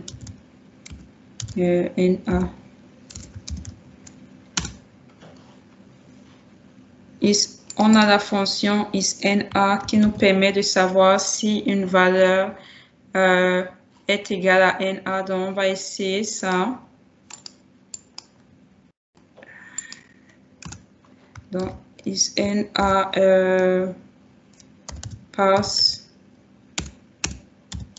passing de val. Ok, là, ça nous retourne true. Donc, on va plutôt utiliser ceci à la place de cette comparaison-ci. Donc là, vous voyez comment je débug, je réussis, comment est-ce que quand il y a une erreur, comment est-ce que j'essaie de débugger, comment j'essaie de trouver des solutions. C'est pareil quand vous allez travailler. Donc, je reprends mon exemple. Là, ce n'est pas un nombre. Maintenant, si j'entre là, je n'ai pas d'erreur qui s'affiche. Là, ça veut dire que le nombre que j'ai entré est correct. Et là, c'est correct. Et là, ça va me générer l'erreur. Donc, voilà des manipulations que vous pouvez faire avec le JavaScript pour votre devoir. Vous n'avez pas forcément besoin de valider, de regarder si un élément est un nombre, si l'élément que l'utilisateur entre est un nombre ou une chaîne de caractères. L'essentiel, c'est que la calculatrice puisse prendre ce que l'utilisateur va entrer et va retourner un résultat. Donc, vous aurez beaucoup de problèmes au niveau de la manipulation des chaînes, au niveau aussi de la comparaison. Comme vous avez vu, JavaScript a vraiment différentes manières de comparer les éléments. Il faudrait juste vous rassurer en utilisant la console, quelles sont les valeurs retournées, pourquoi ça ne marche pas. Vous aurez vraiment beaucoup de difficultés avec ça. C'est la raison pour laquelle nous avons, même les nombres et tout ça, la manière dont ça fait les additions des flottants est aussi très compliquée. Donc, si on entre des nombres avec des virgules là, il faudrait vous rassurer que votre code effectue bien le travail en faisant des console.log pour connaître la valeur, pourquoi ça ne marche pas et ainsi de suite. Donc, ça, c'était, donc, en gros, je peux dire comment est-ce que vous pouvez manipuler le JavaScript. J'ai pas d'autres éléments à rajouter. Pour manipuler d'autres événements, comme vous avez vu, on a deux manières de manipuler les événements. Où est-ce que j'ai fermé cette page-là? Non. OK, on a deux manières. Vous pouvez utiliser le add listener pour attacher un événement à un élément. Et le add listener, vous allez mettre l'événement ici et appeler une fonction qui va exécuter un ensemble d'actions suite à cet événement qui a été déclenché. Maintenant, on a des événements, différents types d'événements, le mouse over. Vous pouvez jouer avec ces événements-là. Le mouse up, qu'est-ce que ça fait? Le mouse over, qu'est-ce que ça fait? Et tout à l'heure, je me suis un peu prise avec ça. J'ai mis on mouse over ici. Si je suis en train de faire un add event listener, les événements sont différents. Les noms des événements sont différents. Ici, on utilise, vous enlevez le on. Maintenant, si vous êtes en train, au lieu d'utiliser la fonction add listener pour attacher un événement, vous pouvez directement mettre l'événement sur l'élément. Ils ont défini ça où ici? Ici, c'est toujours le add event listener. Et là, ça, c'est la fonction pour enlever le listener sur l'élément. JavaScript event. Donc, je vais aller chercher d'autres manières de faire cela. JavaScript add JavaScript event. JavaScript event. Donc, on a le add event listener. Add event listener.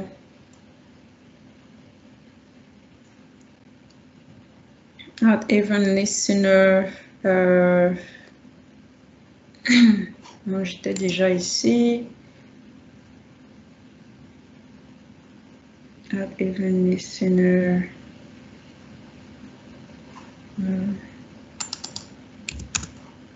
Plutôt event. Donc, vous pouvez directement appeler dans l'élément l'événement de cette manière, c'est-à-dire au lieu que je définisse, si je reviens au lieu qu'au niveau de mon bouton, je définisse, j'attache directement un événement comme ceci. Je pourrais le faire de différentes manières. Par exemple, je vais enlever ce code-ci. Maintenant, au niveau de ma page, au niveau du bouton Save, je peux directement attacher ça de cette manière, l'événement, on clique sur le bouton Save ici en faisant on clic égal entre les codes comme ça, j'appelle ma fonction save.virgule. Donc, quand je vais cliquer sur Save, cet événement-ci va être déclenché. Donc, notez la différence entre les événements. Ici, j'ai mis un on click. Alors que tout à l'heure, quand je définissais mon add event listener, j'ai juste mis click. Donc, il y a déjà cette différence-là. Donc, on click, j'appelle la fonction save que j'ai eu à déclarer ici, là, qui ne prend aucun paramètre. Donc, si on exécute ceci, non. Si on exécute ceci, ça va nous donner le même résultat. Vous voyez? Donc, ça continue d'écouter l'événement, clique sur mon bouton. Donc, il y a cette manière-là que vous pouvez utiliser pour définir un événement sur un bouton. Donc, il y a le add listener ou bien directement le on événement suivi de la fonction JavaScript ou bien le code JavaScript que vous voulez directement exécuter. Il y a encore quelle manière peut être utilisée? Je pense qu'il doit y avoir une troisième manière de le faire. Donc, on va s'arrêter là pour aujourd'hui. Je pense que samedi, on va voir le jQuery parce que JavaScript, c'est un peu compliqué. À chaque fois pour accéder à un élément, on doit faire tous les documents getElement by ID. Tout ceci, c'est vraiment un peu compliqué. Donc, avec les classes, vous avez j'ai eu des misères avec les classes. Tout ça avec jQuery, qui est une librairie de JavaScript. Les choses sont faites un peu plus de manière à rendre la tâche facile en ce qui concerne la manipulation des éléments de la DOM. Donc, aujourd'hui, on a donc vu les événements, le mouse out et le click et comment intégrer notre code de JavaScript dans notre fonction, dans notre page HTML samedi, on va continuer à faire des exercices, mais avec le jQuery et essayer de manipuler encore plus en profondeur le JavaScript. Donc, est-ce que vous avez donc des questions pour aujourd'hui? Est-ce qu'il y a quelque chose que vous n'avez pas compris? Moi, mon script ici, là, je ne sais pas pourquoi ça ne marchait pas, même jusqu'à présent. Peut-être je vais regarder ça plus tard.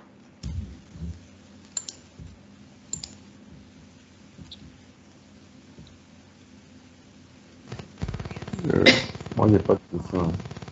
Ok, tu n'as pas de question. Donc, avec ces éléments qu'on a vus aujourd'hui, vous êtes déjà capable de, sur votre calculatrice, lorsqu'on clique sur un élément, le clic, ce n'est pas uniquement sur un bouton, hein. Le clic, on peut le mettre sur n'importe quel élément. Donc, lorsque on clique sur un élément, il suffit juste d'avoir, comme j'ai fait ici, Document Get, vous avez l'élément en question et vous ajoutez l'événement, clique dessus. Même sur un input, on peut cliquer et ça réagit directement. Donc, sur votre calculatrice, vous pouvez donc déjà récupérer les éléments lorsqu'on clique et afficher à l'écran. Donc, si je clique sur je vais lancer ma calculatrice ici. Si je clique sur 1, ça doit être capable vous devez être capable de l'afficher directement ici en utilisant le init test ou le init HTML tel qu'on a vu. Donc, si je clique sur 1, ça l'affiche là. Et ça doit être une variable que vous aurez définie, que vous allez manipuler au fur et à mesure. Bon, ça c'est forcément une chaîne de caractères vu que ici quand on affiche, ça fait des concaténations. Forcément, c'est une chaîne de caractères. Donc, si je clique sur plus, ça va faire une concaténation et ça va afficher un plus. Si je clique sur 6, est-ce que j'ai cliqué sur... Bon, la calculatrice se comporte différemment, mais ça va au fur et à mesure. Ici en haut, vous voyez faire des concaténations. Et ici en bas, ça met déjà les résultats. Donc vous, je ne sais pas comment votre calculatrice va se comporter, peu importe comment ça se comportera, mais à un moment, vous allez pouvoir afficher ce que l'utilisateur... Ici, non pas de parenthèse. J'ai vu que beaucoup d'entre vous ont prévu de gérer la priorité. Donc, si je clique sur une parenthèse, vous êtes en mesure d'entrer la parenthèse. Et maintenant, par derrière, il faut être capable de transformer de découper votre chaîne de caractères, de la découper en utilisant la fonction split. La fonction split va permettre de découper votre chaîne de caractères et de récupérer déjà élément par élément. Donc, si je prends par exemple 1 plus 6 plus 6 que je viens d'entrer là, je suis capable de faire, je déclare une variable qui s'appelle C, qui contient une chaîne de caractères, plus 3 par exemple comme ça. Bon, là, je l'ai plus. Il faudrait être en mesure de savoir, par exemple, si vous voulez découper suivant un séparateur particulier, il y a la fonction split que vous pouvez utiliser qui va prendre ça et par exemple découper, retrouver toutes les additions, d'accord?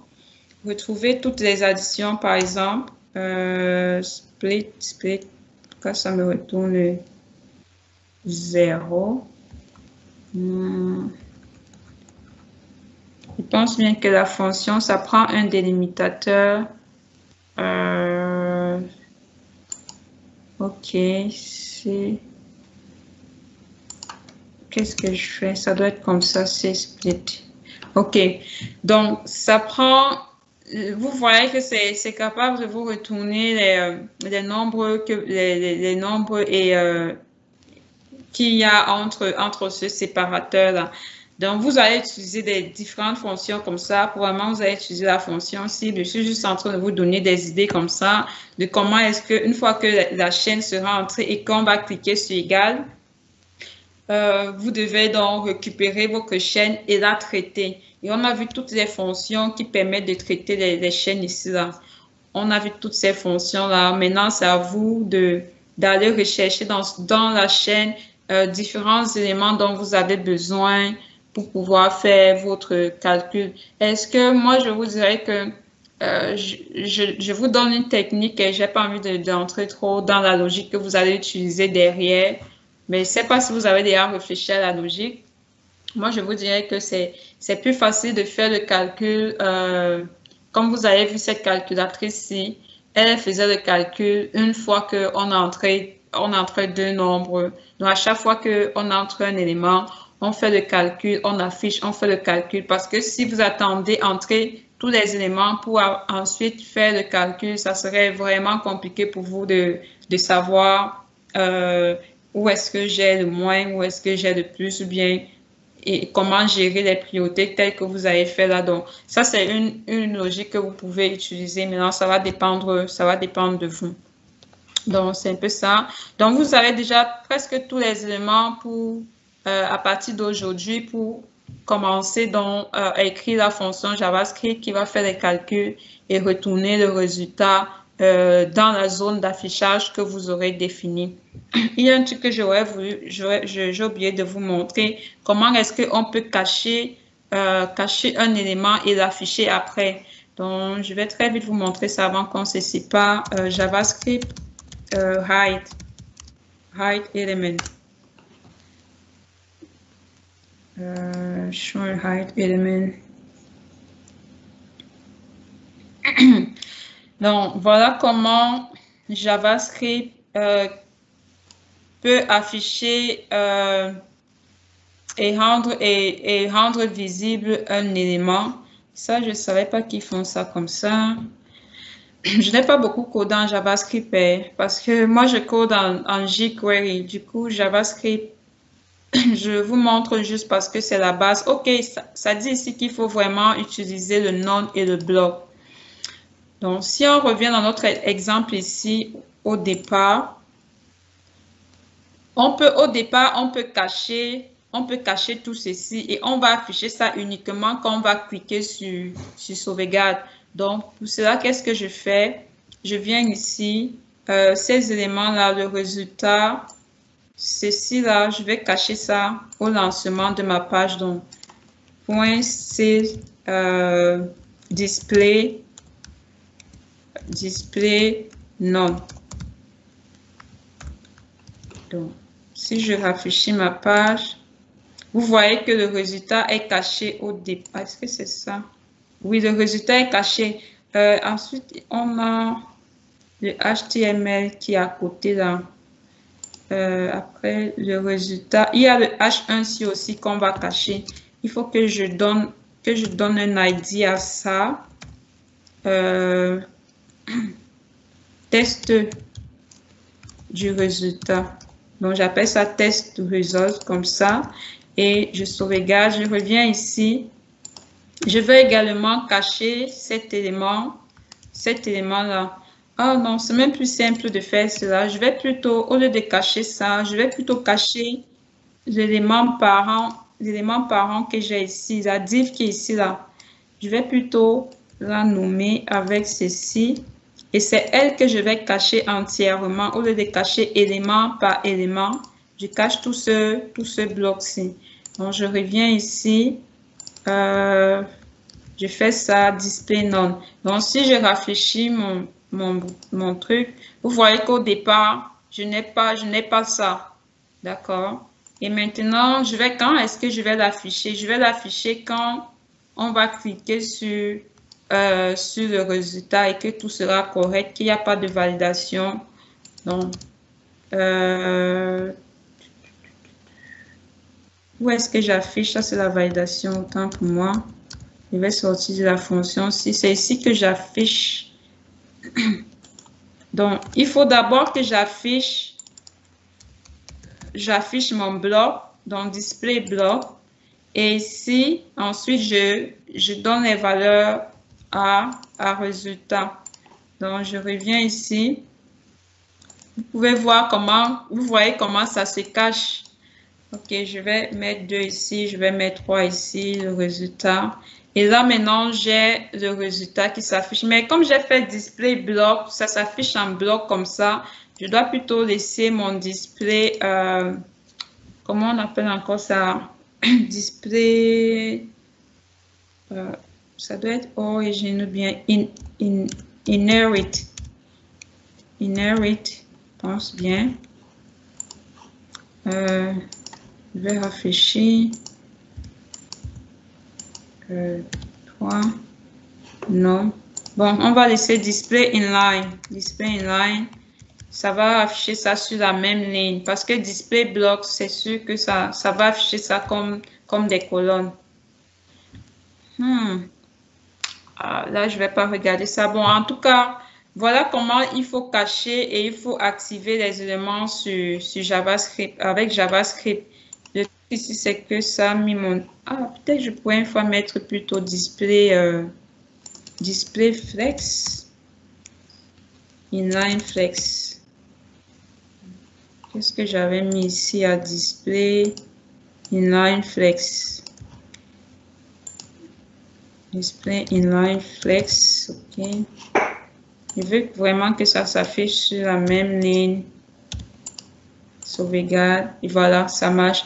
Donc, voilà comment on cache, on affiche les éléments en JavaScript. Je pense que vous avez tout ce qu'il faut pour commencer le travail. Donc, on va continuer avec jQuery et vos exercices. Je suppose que d'ici dimanche, vous aurez fini. Dans le cas contraire, si vous n'avez pas terminé, on pourra le corriger mercredi prochain. Donc, si vous n'avez pas de questions, on va arrêter le cours pour aujourd'hui et on va se dire